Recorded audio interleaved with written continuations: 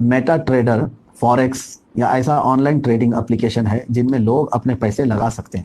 लेकिन जो पैसे ये कंपनियां लेती हैं ये किस चीज़ में इस्तेमाल किए जाते हैं उसका इल्म जो पैसा इन्वेस्ट किया उसके पास नहीं होता है। उसका नफ़ा और नुकसान मोबाइल के स्क्रीन पर ही सहमत है, मतलब स्क्रीन पर ही ग्राफ के तहत नफ़ा और नुकसान का फैसला होता है। तो क्या ऐसी चीज़ से तिजारत कर सकते हैं?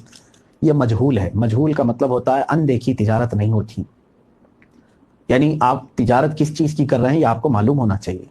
आपने किसी आदमी को तिजारत के लिए कहा कि आप जो है गेहूँ चावल की तिजारत करते हैं, मेरा भी माल आप उसमें शरीक कर लें, मेरे भी माल का गेहूँ चावल ले लें, साथ में आप जब बेचेंगे मेरा भी माल बेच देना, नफ़ा जो होगा तो उसमें आप इतना ले लें मैं इतना ले लूँ, ये चीज़ जायज़ हो सकती है।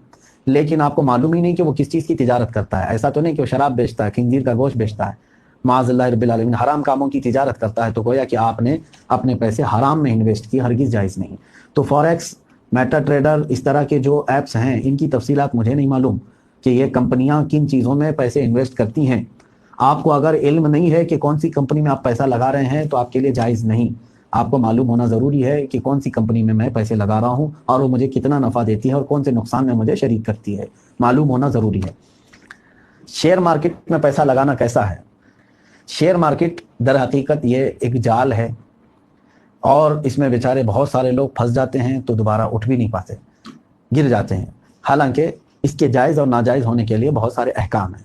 शेयर मार्केट में भी ये देखा जाएगा कि आप कौन सी कंपनी के शेयर खरीद रहे हैं। अगर वो कंपनी कोई हराम कामों की नहीं है तो आप उसके शेयर खरीद करके उसको जितने में चाहे बढ़ा करके बेच सकते हैं, वो आपके लिए जायज़ है। लेकिन उमूमन देखा ये गया है कि शेयर मार्केट में मुसलमानों के माल का नुकसान ज़्यादा है और इस्लाम किसी भी ऐसी चीज़ का हुक्म नहीं देता जिसमें तुम्हारा माल ज़ाया होता हो। तो ये मेरा मशवरा है। जहाँ तक हुक्म आपने पूछा तो हुक्म यही है, आप कंपनी देखें कौन सी कंपनी का शेयर ले रहे हैं, उसी हिसाब से आप इन्वेस्ट कर सकते हैं। म्यूचुअल फंड्स में पैसा लगाना कैसा है? ये भी वही है, इसमें भी तिजारत के लिए बैंक पैसे लेती है, म्यूचुअल फंड यही होता है और फिर वो लोग अपने एतबार से तिजारत करते हैं। तो अगर आपने किसी भी म्यूचुअल फंड में पैसा लगाया है तो आपको इल्म होना चाहिए कि मेरे पैसे का अगर बिजनेस ट्रिप के लिए कंपनी स्पॉन्सर करे और बिजनेस ट्रिप के बाद कुछ रकम बच जाए और वो हम कंपनी को वापस ना करके खुद ही रख लें तो क्या ये सही है?